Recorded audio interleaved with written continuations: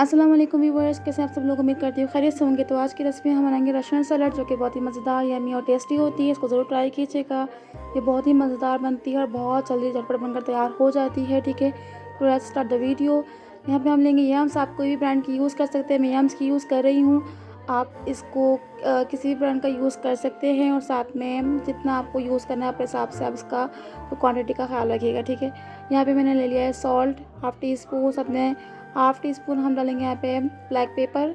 साथ ही मैंने यहाँ पे गाजर और आलू को उबाल के ऐड किया है, और यहाँ पर जो है मैंने बंद गोभी डाली है, कैबेज, और यहाँ मैंने डाला है बॉईल की हुई मैक्रोनी। आप कोई भी वेजिटेबल यूज़ कर सकते हैं जो आपको पसंद हो। यहाँ मैंने एप्पल यूज़ किया है, एक एप्पल है।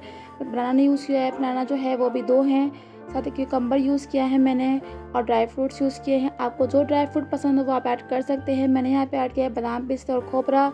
मैंने थोड़ी सी मेयोनीज़ और ऐड की है, मुझे लग रहा था कम है, तो यहाँ पे इसको अच्छे तरीके से मिक्स करेंगे और उसके बाद हम इसको एंजॉय करेंगे। ठीक है, तो यहाँ पर हमारी रेसिपी बनकर तैयार हो चुकी है। बहुत जल्दी बनती है, मेहमानों के लिए बहुत ज़बरदस्त है। आप इसमें क्रीम का इस्तेमाल भी कर सकते हैं, तो ये और टेस्टी हो जाएगी।